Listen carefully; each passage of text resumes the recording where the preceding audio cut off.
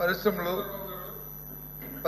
పెట్టుబడులు steel plant దాని మీద వచ్చి డిస్కషన్ని మీ తమిళలో చేశారు. చేసినట్టే మంత్రి గారు వచ్చి దాన్ని ఇనిషియేట్ చేశారు. వారు మాట్లాడినంతసేపు ఎన్ని సందర్భాలు ఏం మాట్లాడినా ఎక్కడ మేము ఇంటర్వ్యూ అవ్వకుండా అన్ని వింటూనే ఉన్నాం. దయచేసి వినండి.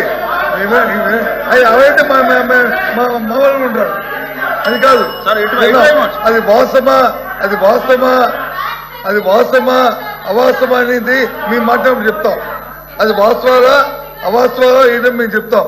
కానీ మా సభ్యురాలు మాట్లాడినప్పుడు ఆవిడేమి కొత్తగా ఏమి కోట్ చేసి మాట్లాడలే. మీరు చెప్పిన మాటలనే చెప్పారు.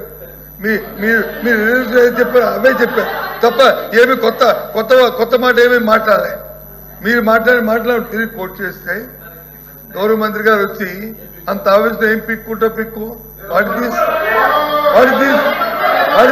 ఇదేనండి సభ సాంప్రదాయం. ఇదేనండి ఎవరు చెప్పారు ఏం పీకారని చెప్తా.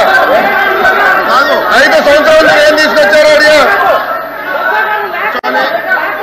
ఎందుకు ఎట్లా మాట్లాడతారు? మీరు లేరు, బయట ఉన్నారు. ఇప్పుడు వచ్చారు హౌస్లోకి.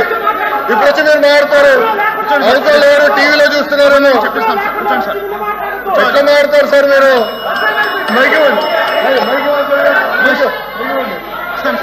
తప్పు కదండి.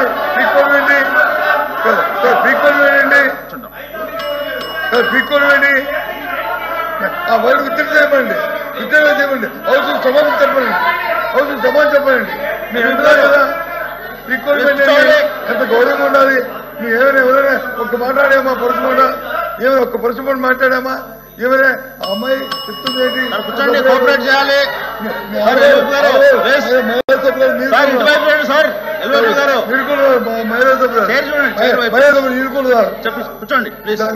వినండి. చెప్పండి. మీరేంటి ఆవిడ ఆవేదన ఏంటి? మీ వాళ్ళని కూర్చోబెట్టండి ప్లీజ్. ఎల్ఓపి గారు మీకు అవకాశం ఇస్తాము. మీ వాళ్ళందరూ కూర్చోబెట్టండి.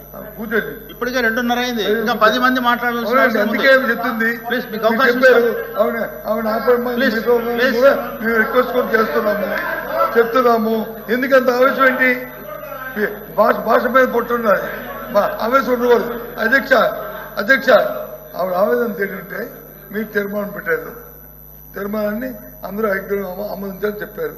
ఎస్, ఆ తీర్మానంలో ఒక మాట ఉంటే ఆవిడంత ఆవేదన చెందేది కాదు.